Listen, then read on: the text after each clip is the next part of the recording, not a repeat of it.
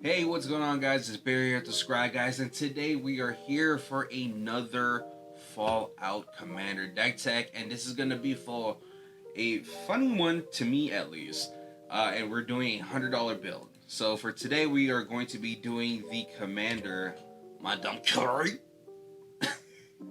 Sorry, friends. Curie, Emergent Intelligence, 1 in a blue legendary artifact creature robot. Whenever it deals combat damage to a player, draw cards equal to its base power, which is pretty important to indicate because, as I understand it, that means that if you put equipments on it or put counters on it, it doesn't change its base power. It just adds power to it. So even if you have a Feast and Famine on it, which will make it a 3/5, you'll still only draw 1 card because the base is still 1. But correct me if I'm wrong. I keep trying to look up Reddits and all that stuff, and I just can't find a clear, definite answer. So I'm going to move forward with this deck tech with the understanding that it has to change the base of the actual creature. Right? That's why the second part is so important. 1 in the blue, exile another non-token artifact creature you control. It becomes a copy of it, except it has the ability. So, for you guys going crazy out there with the Phyrexian Dreadnoughts, it'll make it a 12/12. You'll get to draw 12 cards. See, so that's how I understand it. So, let's go forward with this. Obviously, a Phyrexian Dreadnought is going to be a little bit too expensive for this $100 build, because if I put that, it's just that. It's just this and that. That's it. No lands or anything. So, let's look at other cards that we can put instead, right? We have Master Ethereum, which is 2 in a blue artifact creature, Vidalcan Wizard. Master of Ethereum's power and toughness equal to the power and toughness are equal to the artifacts that you control. Other artifact creatures get +1/+1. Really cool. Shambling Suit is 3. It's the same thing, but it does artifacts and enchantments you control, and it is a star and 3 toughness. But I think my favorite one for this one would be Filigree Attendant, 2 and 2 blue artifact creature, Homunculus, flying. That's the important part. We're gonna get Evasion with this creature, so that's the big thing. And its power is equal to the artifacts you control, and we are a pretty heavy artifact deck. I believe we have around 26 to 27, and so hopefully that's going to be enough to get us to draw. I mean, you got to be careful with it, right? Because the longer the game goes on, the more power that you get, the more cards you're going to draw. But that's also a part of our game plan. So let's go. Let's keep trucking ahead. We also have Traxxas, Scourge of the Krog. 4 legendary artifact creature, trample. It enters the battlefield tap and doesn't untap during your untap step unless you cast a historic spell. But it's in here for the 4 cost and the 7/7 power with the trample, so hopefully we can still get through somehow. I mean, we do have other ways in this deck to get through, be unblockable on stuff, but a 7/7 beater isn't too shabby as well. Darksteel Juggernaut, 5. It has indestructible and it has power toughness are equal to the artifacts you control, but it must attack each turn if able. Really here for the indestructible, so some protection for our commander and for the ever-changing base power. And then Thought Monitor. Now, this isn't going to be a huge, crazy base power buff, but it's going to be hopefully 1 mana when you play it. It has flying, and you get to draw 2 cards when it comes in. We could also treat Curie like almost like a Scion type of commander, because we can swing with it, have the flying give us the evasion, and then before damage, we can turn it into a Traxxas or something like that. Something bigger than what it was, so we can draw the most amount of cards. Continuing on, we have Ancient Stone Idol, 10 artifact creature Golem, Flash.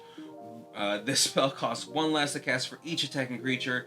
Trample. When it dies, create a 6/12 artifact creature token with trample. So this one's really cool because it doesn't specify who's attacking. It just says it costs 1 less for each attacking creature. So if one of your opponents are swinging out and they're going wide, you can essentially cast this for free. And hopefully by the time it gets back to your turn, again, do the whole Thought Monitor. And, oh, now it's an Ancient Stone Idol. I'm going to draw 12. So it's just Phyrexian Dreadnought with a lot more hoops to have to go through. And the other one we're going to do is Metalwork Colossus, 11 mana artifact creature construct. This spell costs X less to cast, where X is the total mana value of non-creature artifacts you control. You can sacrifice 2 artifacts and return it from the graveyard to your hand. So really cool, kind of recurable. Maybe it's going to be discard fodder for the most part. But if we get to cast it for a low discount and then just give our Curie a 10/10 body, that's going to be great. If we need it later, if we have to discard it to whatever, we can get it back. There's a lot of ways to sort of abuse it, but it's only here just for the 10/10 body. Next, we got ways to Octavia Living Thesis is probably going to be like a little pet card here, but it's going to be 8/2 blue legendary creature elemental octopus. This spell costs 8 less to cast if you have 8 or more instants or sorceries in your graveyard. It has ward 8. Whenever you cast or copy an instant or sorcery spell, target creature has a base power of 8/8 until end of turn. Really cool. We have a healthy amount of instants and sorceries to be able to cast this for only 2 mana. And also, being able to change Curie's base power to 8/8 is going to be clutch in this in this whole deck tech that we're doing. But I mean, again, like I'm saying, in my head, it's like it's always Christmas Land, and it's always going to be a 2 mana creature for 8/8 with ward 8. But yeah, also we do have a lot of other smaller creatures in here that act more like ramp, making artifact spells cost 1 less or anything like that. And then just to be able to turn those also into 8/8 threats is pretty big. Now we have, things that are going to work well with our artifacts. So our commander is an artifact as well. So Ethereum Sculptor, 1 in the blue. Artifact spells you cast cost 1 less. We do have mana rocks in here as well. I mean, essentially turning a soul ring into a mana crypt without the downside. We have Riddlesmith, 1 in the blue. Whenever you cast an artifact spell, you may draw a card and discard a card. It's going to give us the ability to loot through our deck to really churn through it. We, again, like I said, we have 27 to 28 artifacts in this deck. So just to be able to take advantage of all that with our other creatures as well is going to be really good. And then we have, I think, the best version of this, which is going to be Vidalcan Archmage, 2 and 2 blue. Whenever you cast an artifact spell, just draw a card. You don't have to discard, just draw a card. Next, we have Padim, Council of Innovations. 3 in the blue. It gives all of our artifacts hexproof, which includes our commander. And at the beginning of your upkeep, if you control the artifact with the highest mana value or tied for the highest mana value, draw a card. I love the flavor text in this. Impress me. But it's a 1/4. It's a great way to protect our commander, protect our other artifacts. And if we have the highest mana value for the artifact, then we get to draw a card. Simple and clean. These were just the creatures that really work well with all the artifacts that we're going to be playing. Next, we have spells. 1 with the machine, 3 in a blue. Sorcery, draw cards equal to the highest converted mana cost among artifacts you control. Hopefully, we got to do that Stone Idol, draw 10. But, again, Christmas Flag. I think the highest thing that we have besides the creatures that we're trying to is like around 4 or 5. So, I mean, still 4 mana for 4 cards. It's not the greatest, but, it's like a divination. It's just because it's instant or sorcery speed. If it was instant, it'd be pretty amazing. But then again, probably be pretty broken, right? But I like the other one better. For this one, thought cast 4 in a blue, affinity for artifacts, so essentially costing 1 mana in this deck. Draw 2 cards. I just don't like the variants of cards like one with the machine, just because sometimes someone will just remove that. It's like Rich Card's expertise. Like, you're not gonna draw 10 with Apex Devastator, Path to Exile that or something. Now you're only going to be drawing 4 or 5. I just don't like the variants. I like guaranteed things. Draw 2 cards, guaranteed for 1 mana. Probably. Next, we have ways to give our commander unblockable. Key to the City, 2 mana, artifact, tap, discard a card. Up to 1 target creature can be blocked this turn. And then whenever it becomes untapped, you can pay 2, draw a card. So really cool, gives our commander unblockable, and if in a pinch we need it. Really cool thing about this is that we can still tap it and make someone else's creature unblockable. So we can go ahead and untap, pay 2, draw an extra card for the turn. Really good. Trailblazer's Boots. 2 mana artifact equipment. Equipped creature has non-basic land walk, and let's be honest, there are so many non-basics now. Like basic lands keep trimming down more and more and more. But this is basically just giving our commander unblockable, and then I think the best version of this will be Thassa, God of the Sea, which I'm surprised it fit in a like $100 build, but it's only $1 now. So 2 in a blue, legendary creature, enchantment creature, God, indestructible. It's not a creature unless you have 5 on devotion, but at the beginning it gives us the ability to scry 1, and then it also has 1 in the blue, target creature you control can be blocked this turn. Really, it's there for that. It's indestructible. It's kind of hard. It's pretty hard to get rid of. I don't know if people are gonna want to waste a spell on this or the One Ring. I feel like the One Ring is more important to get rid of. But also just being able to give us free information to our deck, scrying 1, and giving our commander unblockable is pretty important. We also have spells that do that. So we have Aqueous Form 1 blue, just a blue, an aura, enchanted creature can be blocked, and then whenever that creature attacks, you get to scry 1. So you can get to go ahead and try to sculpt your draws a little bit better. But just, just simple and clean, 1 mana.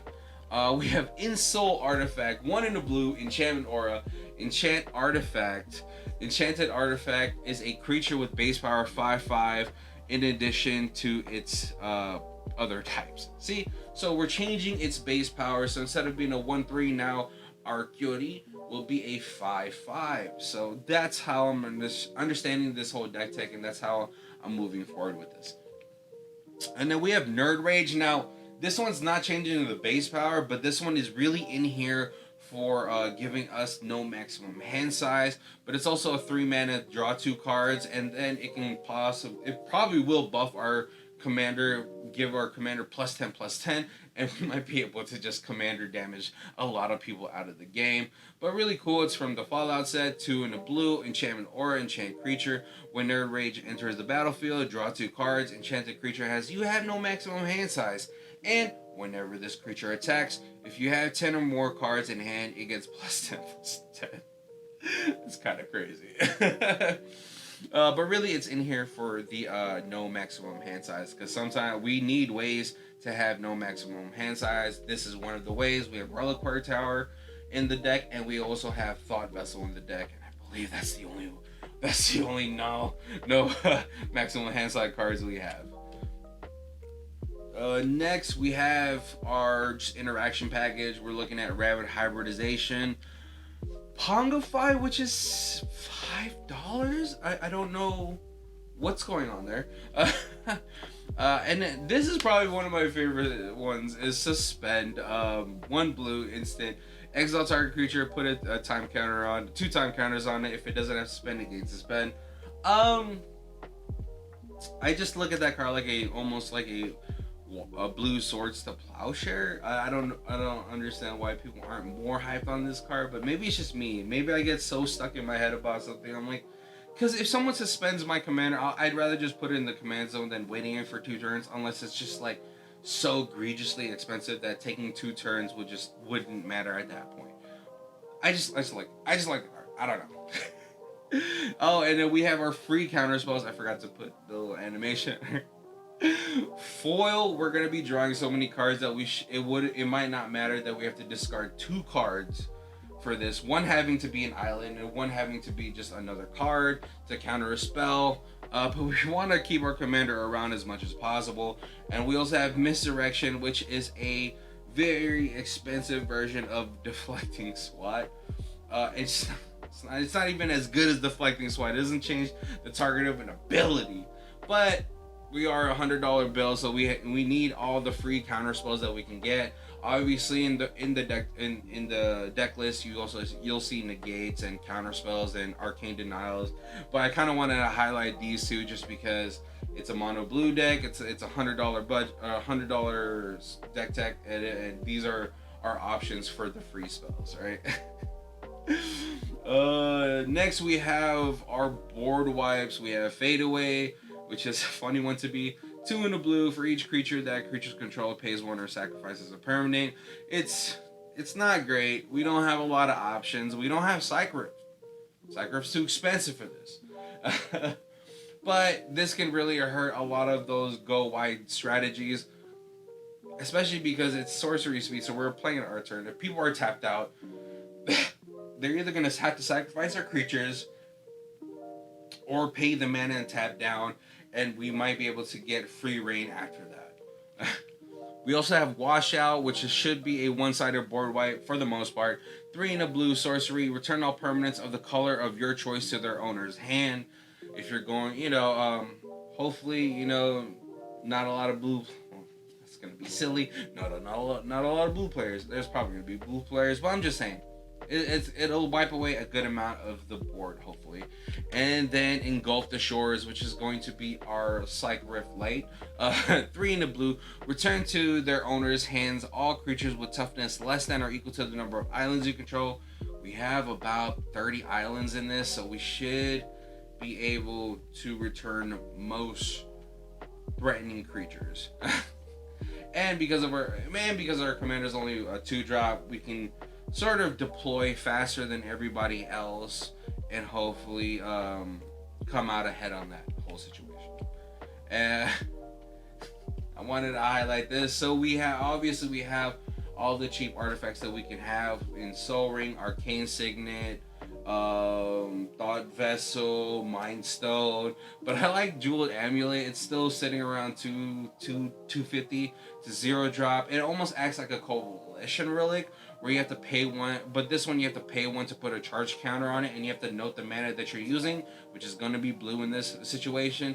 But just to be able to come out on turn 3 with 3 mana, it's really just there trying to get our commander out as soon as possible. But I just like the card. I don't know. I had it. I just wanted to put it in something, and it's probably going to be put in this.